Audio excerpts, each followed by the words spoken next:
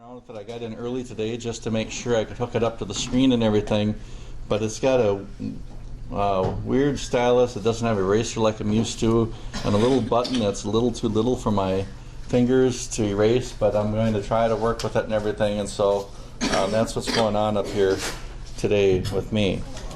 But coming in here today, you should have had those same questions that we ended the class with.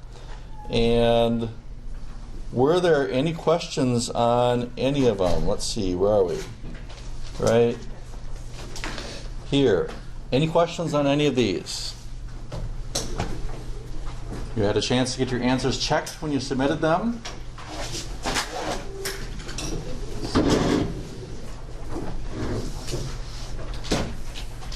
Okay, you got 15 seconds to come up with a question. Any questions on these? Yes, Mame. Number 5.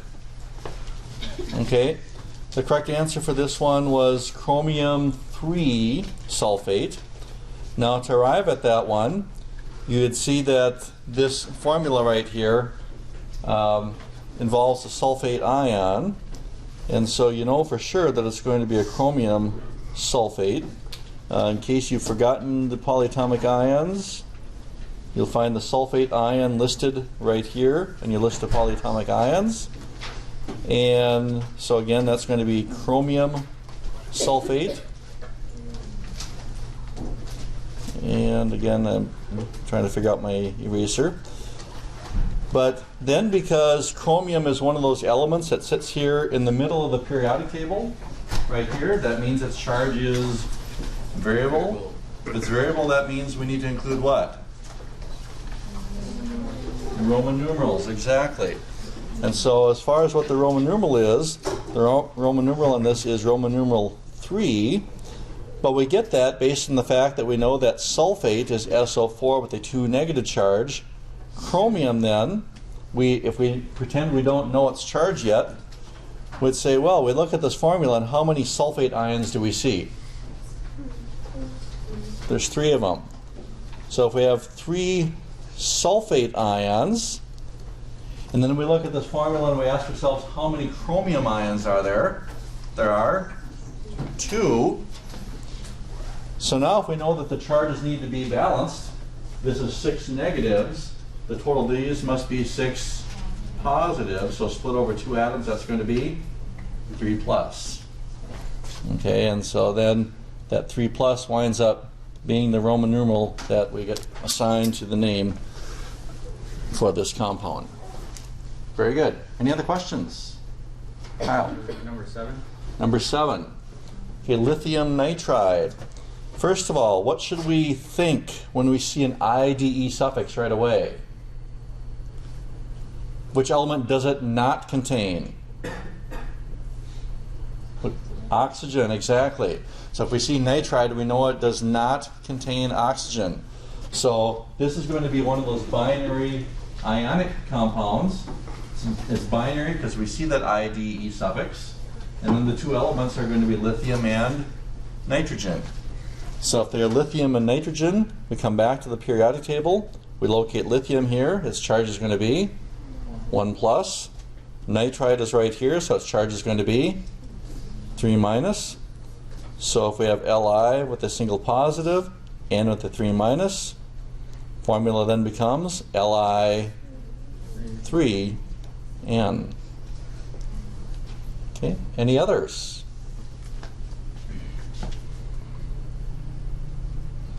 Going once, twice. All right, so that will send us there. We are going to have another quiz that'll pop up here in just a bit. In the meantime, we have a couple pieces of our nomenclature puzzle to fill in. They are the binary acids and the oxyacids. And so that's how we're going to wrap up our nomenclature today, binary acids and oxyacids. So we'll start with the binary acids.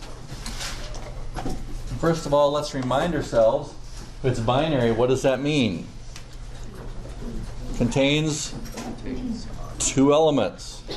If it's an acid, which element is it going to be in there?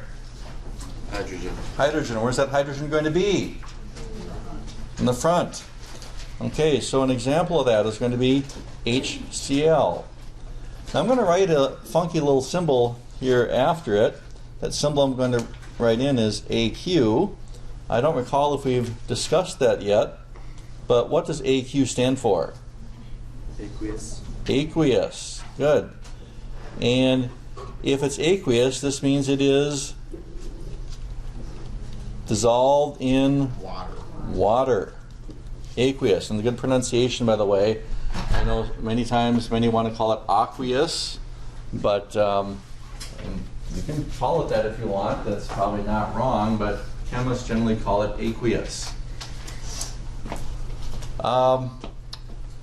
Now, binary acids only have their acid name when dissolved in water, and the convention we use for them is this. We say that binary acids are named as acids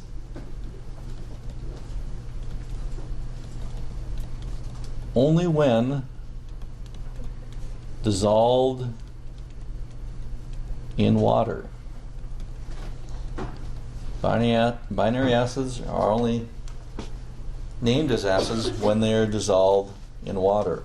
Otherwise, they are named as binary molecular compounds.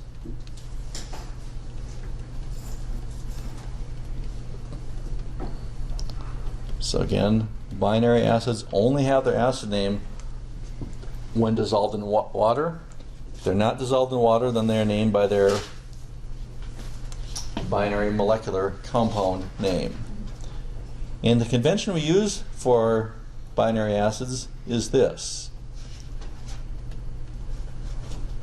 We have a hydro prefix, we have an IC acid suffix, and then in the center we have the root name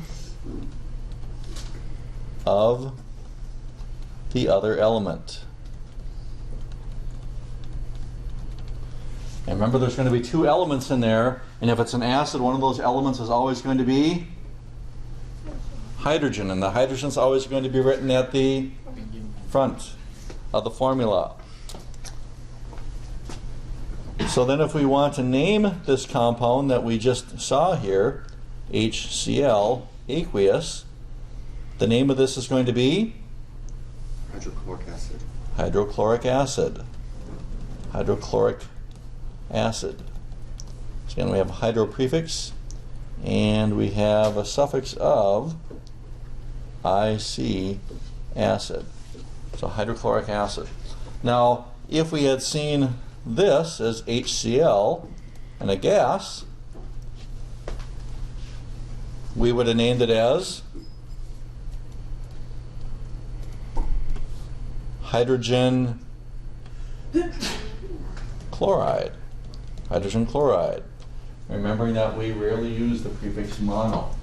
So we make the distinction. When we dissolve it in water, we name it by its acid name. When it's not dissolved in water, it's named as a binary molecular compound. Now, that being said, generally, if you saw HCl and there was no phase, and this is the way chemists do it, we don't always label it as AQ. In other words, we don't always throw it on here just because we want to be particular, even though that's what makes it correct, technically correct.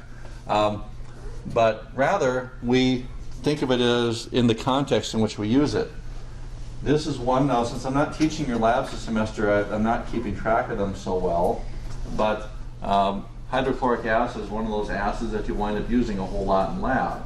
So if you go in and you see a bottle there and it's labeled HCl, you would know that that bottle is going to be something that we would call hydrochloric acid. So we wouldn't even write HCl aqueous on it, we'd simply write HCl, and again the context, if you'd see it sitting there in the bottle, would indicate to you that we would refer to it as an acid.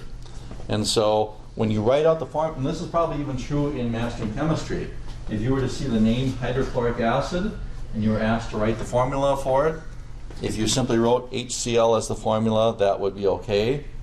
Though again, to be technically correct, it really only has that acid name when it is dissolved in water. Any questions on that piece? Okay, then let's go the other direction. Let's start with a name. Let's say that we have something like hydroiodic acid. Hydroiodic acid. If we want to write this chemical formula, now I don't know if my new tablet here has a periodic table in there, and it doesn't. Shoot. So I'll have to go back to a periodic table that we've used already. I'll come back to this one. If we come back to this periodic table here, we want to write formula for hydroiodic acid. We see hydrogen here in group 1A. So that means its charge is going to be 1 plus. Chlorine sits here, its charge is 1 negative. So if we have a single positive and a 1 negative, what happens to charges? They balance out. We'd write the formula as HI. And if you left it like that and put it into Mastering Chemistry like that, that should be okay. Though if we want this to be technically correct, we would add in a phase label of AQ. But again, with or without the AQ on there, this is one that as long as you were asked the formula of hydroiodic acid, simply wrote HI, that would be fine. If we had something like this one here, hydrosulfuric acid, again, remember we're seeing the hydro prefix in the IC acid suffix. So if it's hydrosulfuric acid, again, the hydro prefix tells us that this is a binary acid. The two elements that will be in here are going to be hydrogen and sulfur. So hydrogen we've already seen is H with a single positive charge. We come back to the periodic table. We see that we have sulfur right here, which is S with a charge of 2 negative. So then to write the formula, we'd come up with H2S. H2S. H2S. Good. So any questions on these examples? These are binary acids. All right, then our last category of nomenclature is going to be oxyacids. Oxyacids, and this is the fifth of the categories that we looked at. Oxyacids. And oxyacids, unlike binary acids, these here will always carry their acid name, because we just try to confuse you. Okay, they always carry their acid name, and they have their acid name whether they are dissolved in water or not dissolved in water. The convention we use to name oxyacids is this. First of all, we identify and name the anion present in the acid.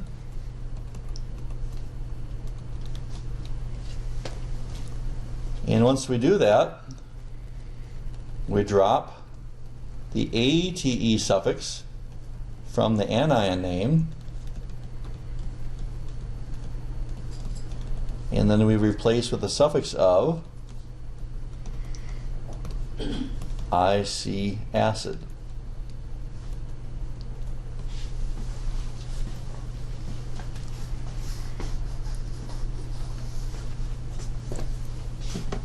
Now, of course, if we go back and then ask ourselves what exactly is an oxyacid, well, we need to remember that if it's an acid, it always contains which element? Hydrogen. Hydrogen, and that hydrogen is always written where? At the front of the formula. And if it's an oxyacid, that means it will also include the element oxygen. And if you remember anything about our anions, if an anion ends with ATE, that means that that anion always contains the element oxygen. And that's why these are the oxyacids, is because they contain these anions that have oxygen in them. Now recall that not all of our oxygen-containing anions end with ATE. Some of those end also with a suffix of ITE. And if they end with the suffix of ITE, what we do is we drop the ITE suffix from the anion name and we replace it with the suffix of OUS acid. So we drop ATE, replace it with IC acid, or we drop ITE, we replace it with OUS acid. Now sometimes we need a little mnemonic to help us memorize and learn things, and here's one that will help with this. I ate something icky. I ate something icky. Ate goes with ick. Or another way to learn them is alphabetically. Ate comes before ite, just like IC acid comes before OUS acid. So that's another way to think of how these might be learned. So then to name these, if we started with something like HNO3 or HNO2, depending upon which one we want to name, I like to use what's called the four-square method to name these compounds. And so we kind of draw it up like this, and then we kind of follow through the sequence. We're going to identify and name the anion present. So the first thing we're going to do is identify it, not by name, but let's identify it by formula. Remember that hydrogen always has a charge of 1 plus. So if hydrogen always has a charge of 1 plus, that must mean that the anion that's present has a formula of NO3 with a charge of 1 negative. Or in this case, over here, this would have a formula of NO2 with a charge of 1 negative. Now this is where it's very important that you've learned your polyatomic ion names. If you didn't have them learned last time, then it's going to be even more difficult this time. The name of the first anion is the nitrate ion. Over here, this is called the nitrite ion. So here's 8, here's ite. So that means the name of this one over here is nitric acid. And the name of this one over here is nitrous acid.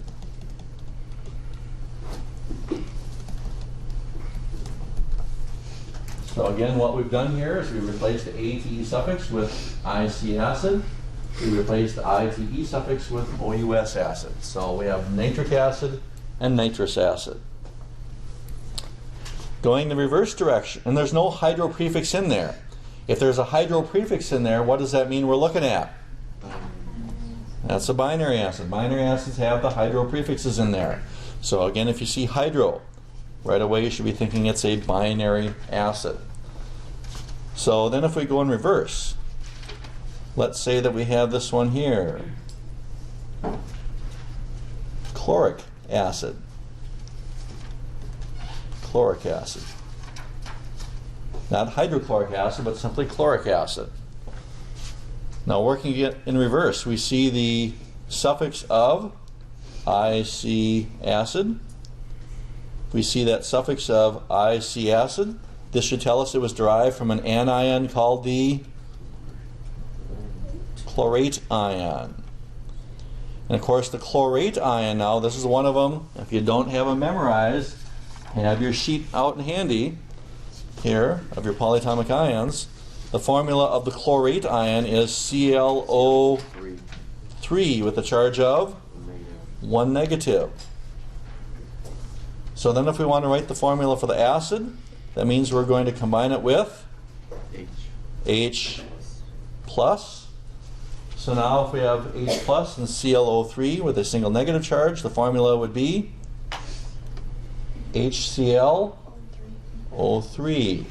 We need one of each of these here to balance the charge and wind up with HClO3. So do this next one. Come up with the formula for chlorous acid. come up with the formula for chlorous acid. We'll give it a minute or two. First of all, the name of the anion is the chlorite ion. The formula of the chlorite ion is Cl. Cl2. And the formula of the acid would be Cl2. O2. There we go. Any questions on these examples? All right. Because we believe in sufficiently confusing you, turns out that there are two elements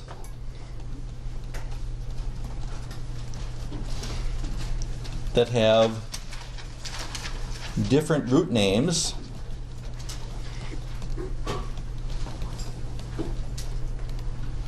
in acids and anions, or I should say in anions and acids, since we already learned them in anions. And if we look at which elements they are, we would say that the root name in, we'll put a asterisk, not an asterisk, what is that, a colon? We would look at anions and would look at acids. And those two elements are sulfur and phosphorus. So let's start with the ones that we looked at. Remember that root name, as we looked at it before, is the first syllable or two of the element's name. So the first one or two syllables. So what is the root name that we've been looking at for sulfur up to now? Sulf. We've had sulfate, sulfite, sulfide, so it's sulf. And for phosphorus, what is the root name we've been looking at here? Phosp. So that's what we've used up to this point. Now in acids, the root name of sulfur is sulfur, and the root name of phosphorus is phosphor. In fact, I didn't even tell you this when we did it, but we've actually already done this once today. We went back where we used sulfur. We didn't call it hydrosulfic acid, we called it hydrosulfuric acid. So then if we want to write a name that would use this, let's say that we had something like sulfuric acid, and we want to write its formula. Sulfuric acid. We want the formula. So if we want the formula for sulfuric acid, the rest of the rules all apply. So now if it ends with the suffix of IC acid, that means it comes from the anion that ends with ATE. And the name of this anion would be the sulfate ion. Not the sulfurate ion, but the sulfate ion.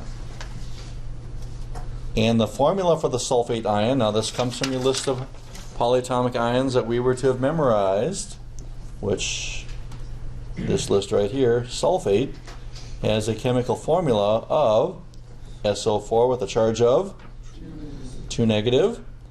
Then to come up with the formula of the acid, we combine it with H plus. And so now if we have H plus, we want to combine it with SO4 negative. The formula for sulfuric acid becomes H2SO4. H2SO4. And that is sulfuric acid. Addie. So on the test, you might tell us this name of the bees. You betcha I won't. Good question, though.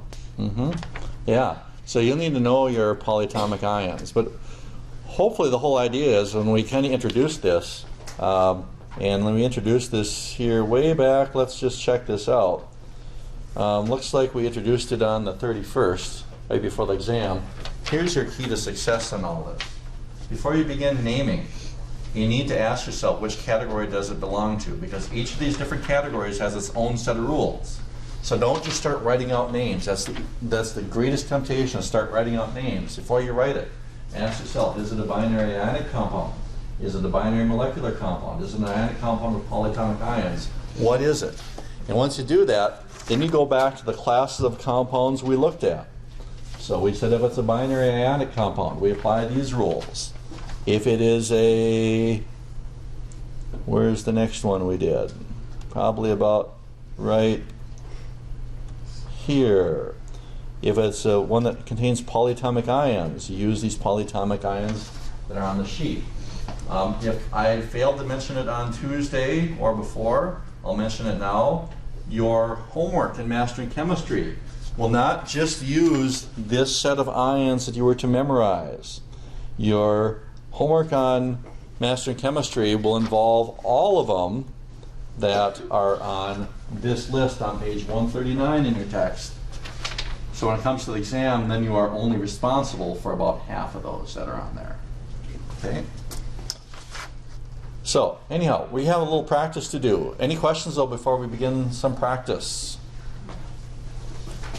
Okay, so in front of you, if you picked it up here, you should have a little practice sheet, which you are going to write out some names or formulas. And by the way, we forgot to do the very last one here. Nobody asked about it on the...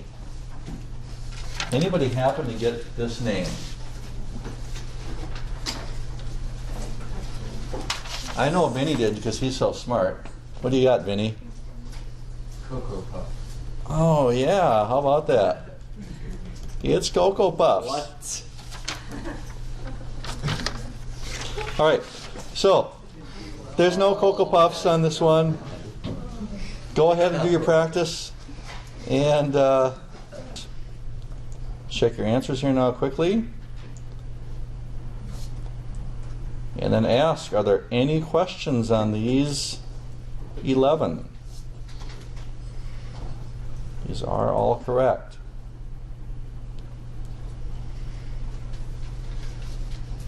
Very common mistake I see on the last one. Sometimes I see, and by the way, great on the number 11 here, very often I see as an incorrect answer, sulfite. Why isn't this sulfite? Because it doesn't have the negative charge. Doesn't have the negative charge. The sulfite ion would be SO3 with a charge of 2 negative. Okay, this is a neutral compound. It doesn't have a charge, so we name it by the convention. There's 1 sulfur and 3 oxygens. This makes it sulfur trioxide. So good job back there. Any questions on these? We'll go once. Twice. All right. Let's get signed back into our Socrative app. If you don't have your calculator out, let's get it out. If you need a calculator, you can come up here and grab one from me with collateral. We're going to get back into some calculations here. Anybody need a calculator?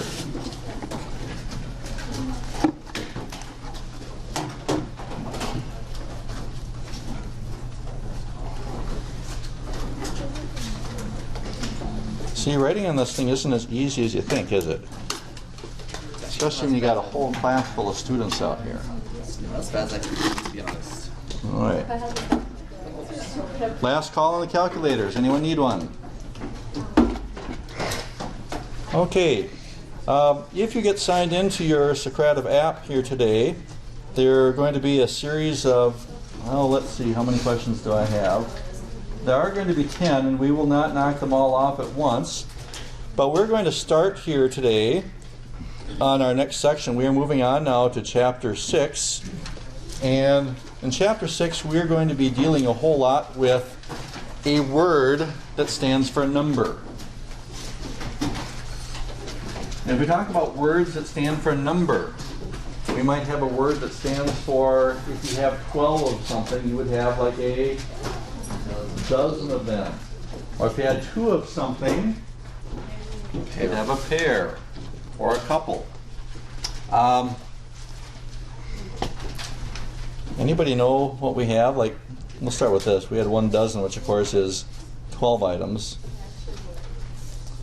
Anybody know if we have 1 gross of something, how many that is? Yeah. 144. 144. And if you look at that really quick, what is a gross? 12 dozen. 12 times 12, that's a dozen.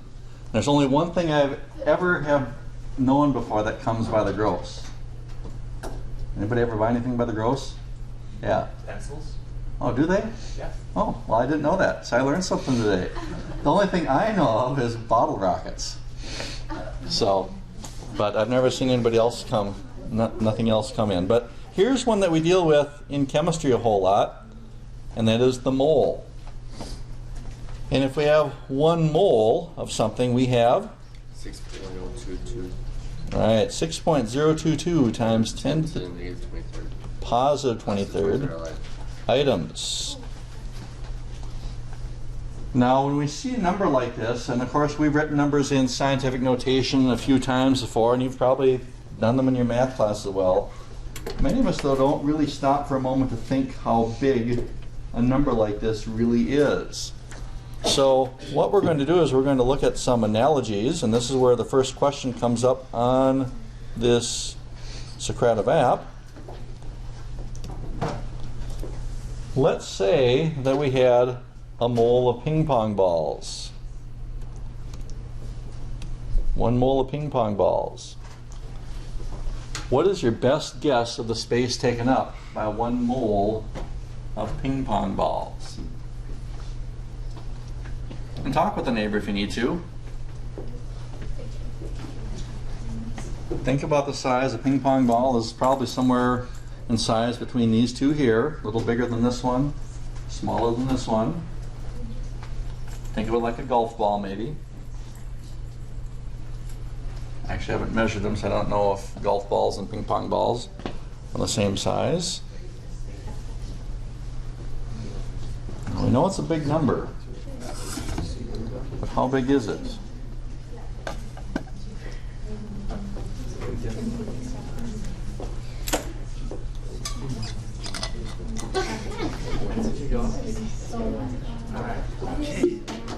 All right, so we're going to check out this answer. Get your answers locked in. We'll count down. 5, 4, 3, 2, 1. And there we go. We cover the entire Earth 60 miles deep with ping pong balls. Oh my gosh. So when you start thinking about this number, every time we add a 0 on to the back end of a number, remember it's growing by a factor of 10. Okay, so we're now going 10 to the 23rd, and so if you're thinking of just that single golf ball, if we have our ping pong ball, 10 to the 23rd of them is going to wind up being a huge number. So imagine going from 1 to 10 to 100 to 1,000 to 10,000, and again that number begins to expand very, very quickly as we go across. Now before we go too far on this, I've been curious on a few questions here. And I just want to know about our use of Socrative here. So I think there's about 5 or 6 questions on here that I'd just like you to answer honestly. So first one here is, have you experienced any connectivity issues on either the cell signal or Wi-Fi when using the Socrative app in class? And count down here, 5, 4, 3, 2, 1. Okay, good to know. Next up, when using Socrative on my mobile device in class, I am using, do you know, are you using Wi-Fi, are you using your cell signal, whatever works best at the time, or if you're clueless on it, that's okay, just be honest. We'll count down, 5, 4, 3, 2, 1. Okay. Next up, is there anyone that sits near you? And be honest now, you don't have to show your answer to everyone around you. In front, behind, left, or right, that text, chats, browses, etc. on their mobile device. And if you do, where are you supposed to be in this class? In the back, right. The back rows are reserved for the chronic texters. All right. Count down, 5, 4, 3, 2, 1. Okay. Next up. Outside of that, is anyone that sits near you that kind of goofs around in here and is distracting? If they are, please talk to me, because I don't always see or hear things up here, but I know of maybe 1 or 2 problems in here, and I've already talked to those people, but if I'm missing another one, all right. So I will check out who you are now that I know names, and I'll kind of get that area narrowed down to see where that issue is coming from. Okay, next up, I'd like to know, should we keep using Socrative as a part of our activities in this course? All right, 5, 4, 3, 2, 1. Okay, we'll keep on doing that. So next up, what we're going to look at, we go back to the mole concept quickly. We talked about 1 mole of ping pong balls taking up 60 miles deep on the earth. Even if we had grains of sand, which are really tiny, if we emptied out 1 mole of sand grains on the earth, we'd still cover the earth 3 inches deep with sand. And so again, that should give you an idea that it's pretty big. And I like this one as well. And it's been a couple years since I've done this calculation. But if you had 1 mole dollars, turns out that we could take every single person in the United States, every person in the United States, we could give you $1 million a second. And we could do that for about 62 years. So every person in the US, we give you $1 million a second. And it would take 62 years to use up 1 mole. And so the point of this is that the mole is a number that is really big. And another name that we give to this value is called, anybody know it? Avogadro's number. Avogadro's number. Avogadro's number. Now, if this is Avogadro's number and we realize that Avogadro's number is something that is really, really big, then the next question is, can we get 1 mole of anything in this room? Yes. Yes, we can. And what can we get in here? Mole of atoms. And we can. And so, in this box, actually, if we were at a temperature of 0 degrees Celsius, and this is a pressure of 1 atmosphere, which is the average pressure at sea level. If we were at sea level at 0 degrees Celsius, on the average in here, we would have 6.022 times 10 to the 23rd molecules. If we went to a liquid or a solid, we're going to start with this one. We're going to write down some facts. This here is the element aluminum. And for the aluminum here, I have 1 mole of aluminum. And now I didn't misspell this. I'm spelling it MOL. This is how we abbreviate the mole, and don't ask me why we leave the letter E off. That's just the way it is.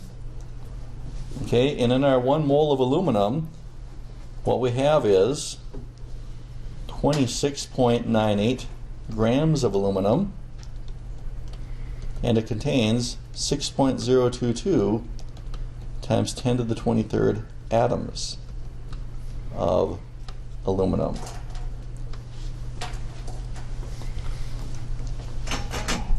And now I'm going to go on to copper. If I have copper, and this is 1 mole of copper here, so that 1 mole of copper, what I have is 63.55 grams of copper, and this contains 6.022 times 10 to the 23rd atoms of copper.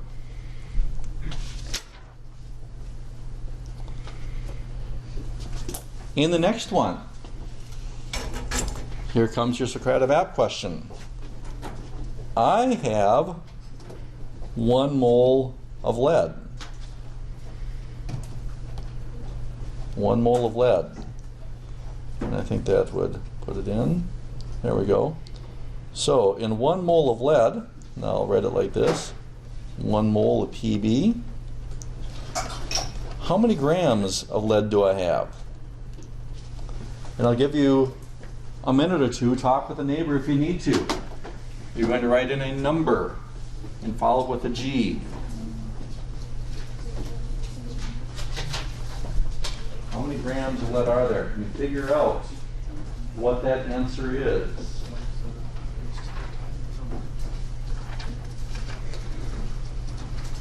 And if you figured out the pattern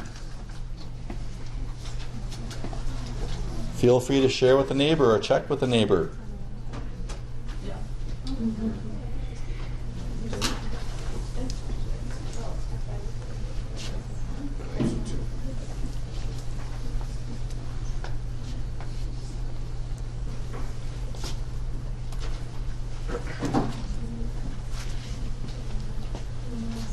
Get your answers locked in here. What is that value?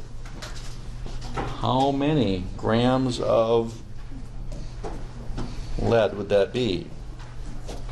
Of course, we do know that it contains 6.022 times 10 to the 23rd atoms. That's by definition. But how many grams?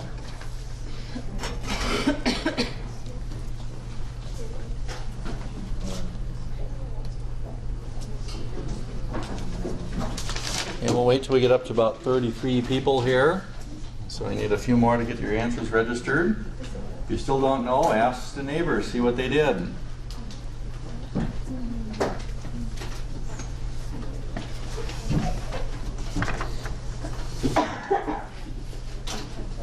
Holy.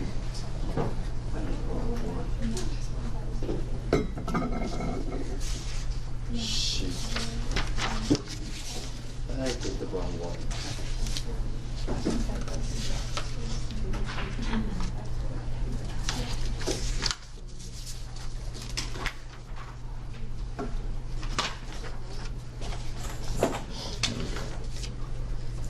All right, let's check out our answers here.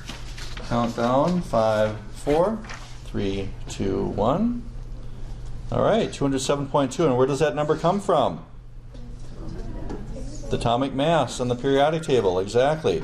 So if you go back to the periodic table, and I don't have my periodic table ability to insert that, so if we look here at lead, we see that that value is 207.2, and we have a name for these values, and we'll go ahead and write that in here. And where did I go in here? Here we go. 207.2. The name that we give to these values here is referred to as the molar mass. These here are the molar masses. So when we take those atomic weights and we express them in units of grams, those are referred to as the molar masses. Now the atomic masses, what are the atomic masses? Which units are they expressed in? AMUs. Those are the atomic mass units. So if I had asked what is the atomic mass of lead, you'd say that the atomic mass of lead is 207.2 AMUs. So that's the distinction. If we have one atom of lead is going to be 207.2 AMUs in mass. If we have 1 mole of lead, then we're going to have 207.2 grams.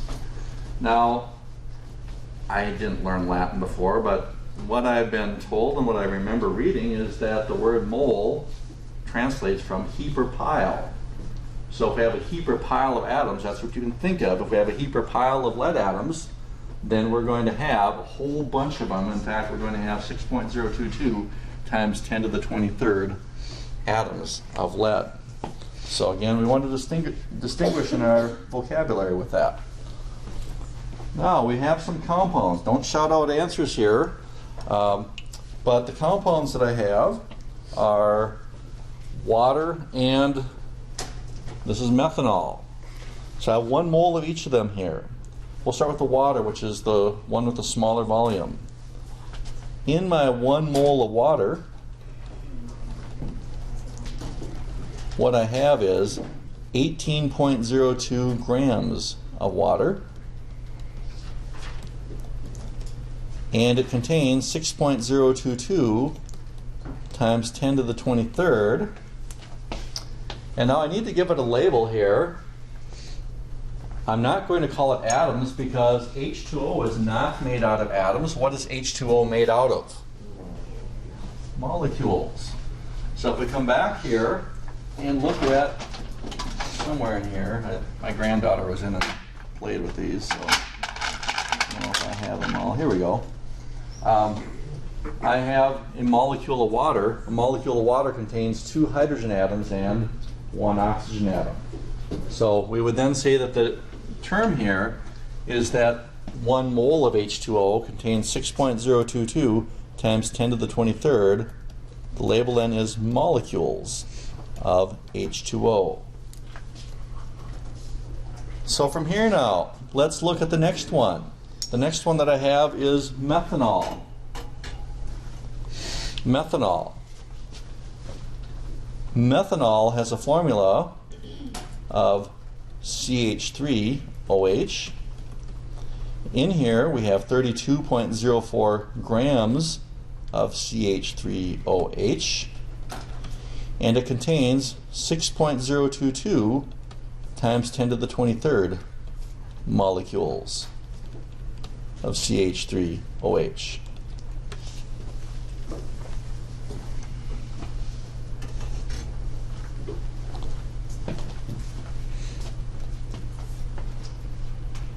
Now, just like before, and I'm not telling you how I came up with these, don't shout out the answer.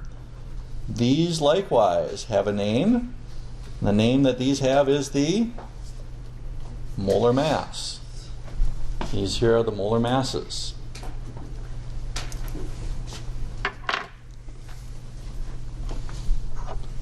Now, I'm trying to have you think about patterns, what we're seeing. That's why I've not told you yet. So, if we go to the next one here, I have some sodium chloride. In fact, I'm going to switch these around. I'm going to not do sodium chloride first. I'm going to do sucrose first. So I have 1 mole of sucrose. Sucrose is C12H22O11. And what is the common name for sucrose? Sugar, right. So I have 1 mole of sucrose and 1 mole of this stuff, NaCl, which is also known as, common name? Salt. So I have 1 mole of sugar and 1 mole of salt. And I have them in these 2 containers. Now which one do you think is sugar? It's 1 mole of each. Which one is sugar and which one is salt? Start with this one. This one is sugar, and this one here is salt. Okay, so collectively as a class we got that. For each of these 2 now, calculate their molar masses. So if you think you got the pattern down, calculate that molar mass. These are the next 2 questions on the Socrative app.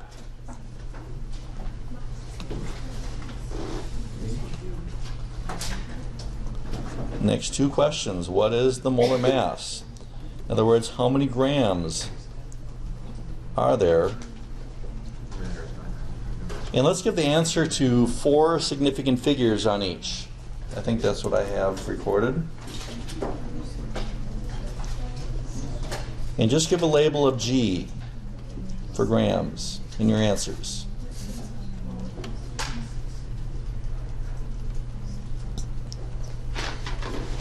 So talk about how you might calculate that.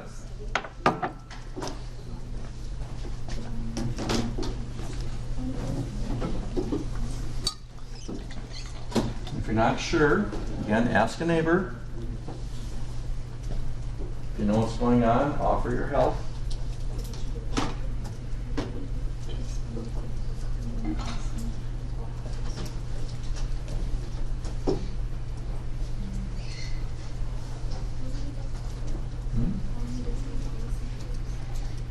I think we're going 4 significant figures.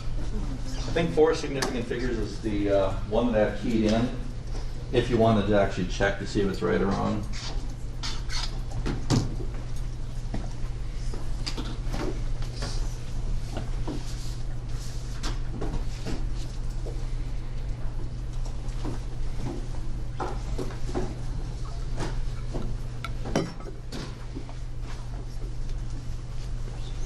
I don't remember which one I put in first. I guess I could look what I just have up here. Well, I guess I had them swapped around. First one's asking molar mass of NaCl.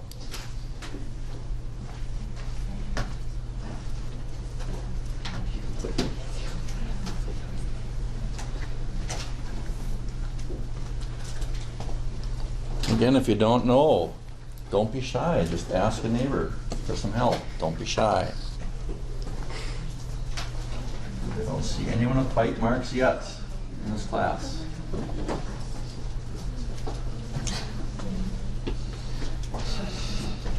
Yet.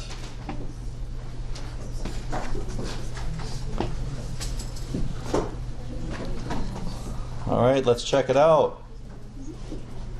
Let's get like one or two more answers in, please. There we go. There's one.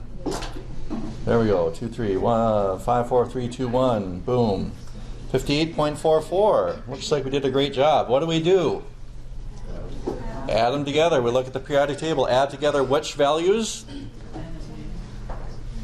Sodium and chlorine, but which values? The atomic mass. The atomic masses. And then we express them in units of grams. AMUs would be if we were calculating the, what's called the formula mass. But this is the molar mass, and we'd express these here in units of grams. So with that in mind, let's see how well we did with the next one here. We have the C12H22O11. Impress us with your grand knowledge.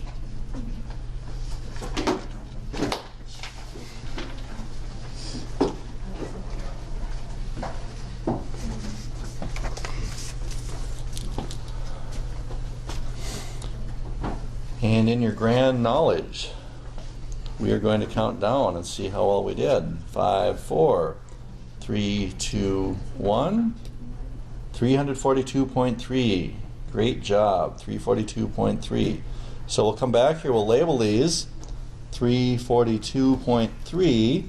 This one here was 58.44. And let's see, what else do we need to know about these? First of all, we would have gotten this by taking 12 times The atomic mass. atomic mass, 22 times the atomic mass, and 11 times the atomic mass, and then what? Add them all together. Add them all together, and we get that value. Now from here, oh, by the way, we did call these the molar mass, so we'll go ahead and we'll label that. I got some different colors, got to use them up. Right now I'm only black and blue.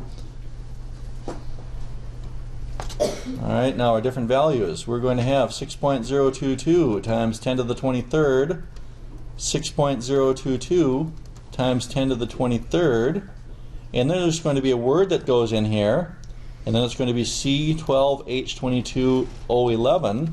There'll be a word that goes in here. It's going to be a word followed by NaCl. So now we've seen a couple words thus far. I'm going to look at NaCl first. Okay, NaCl. Now, NaCl is different than H2O. And I think we've had this model out before. Have we seen this? No, we haven't seen this. Okay, I'm going to try to do this quick. We got about 7 minutes. So we can do this. I'm going to take this stuff, of course, which is salt. And I'm going to go ahead and put some salt into this beaker.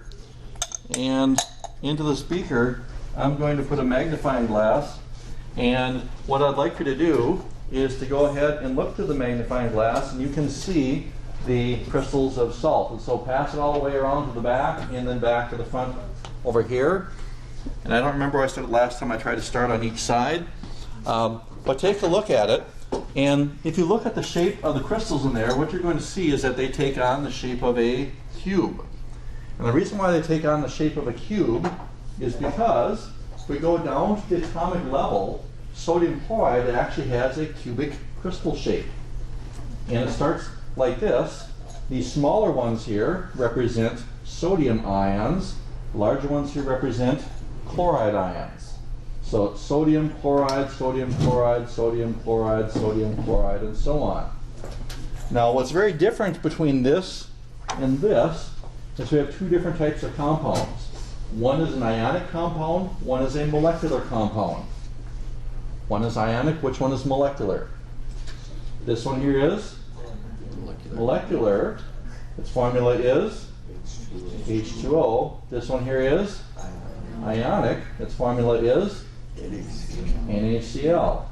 Now, in ionic compounds, if we didn't mention this, when we write a formula NaCl, what that formula represents is a ratio of metal atoms to nonmetal atoms. There is no such thing as a molecule of sodium chloride. If there were, it would be these two here, one sodium and one chloride. But in sodium chloride, it's simply alternating positive and negative ions. There's no unit that comes out where we say molecule contains this, because in ionic compounds there aren't molecules. But we do want a word that stands for the same thing or something very similar to a molecule. And so we've actually created a word, and that word that we use here is a formula unit. And so what we say is that there are 6.022 times 10 to the 23rd formula units of NaCl. One formula unit of NaCl is going to contain one sodium and one chlorine. So with ionic compounds, we use the term formula unit just like we'd use a molecule for a molecular compound. So again, ionic compounds, we talk about a formula unit. A formula unit of sodium chloride would be one sodium ion and one chloride ion, one of each. If we had a formula unit of potassium nitrate, potassium nitrate has a formula of KNO3. One formula unit of potassium nitrate would have one potassium, one nitrogen, and 3 oxygen. Because again, its formula is KNO3. So with terminology then, we need to fill in the blank on here. And the blank that we're going to fill in is what word goes into here. We've seen now atoms, molecules, and formula units. What word goes into that blank? 1 mole of C12H22O11. Is it atoms, molecules, formula units, or ions?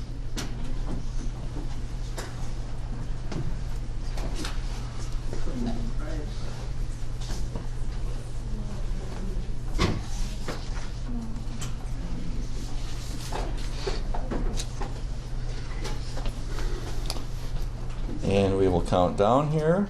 5, 4, 3, 2, 1.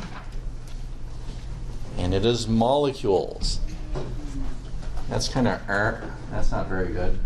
Why is it molecules? Molecular. It's a molecular compound. And how do we know it's a molecular compound?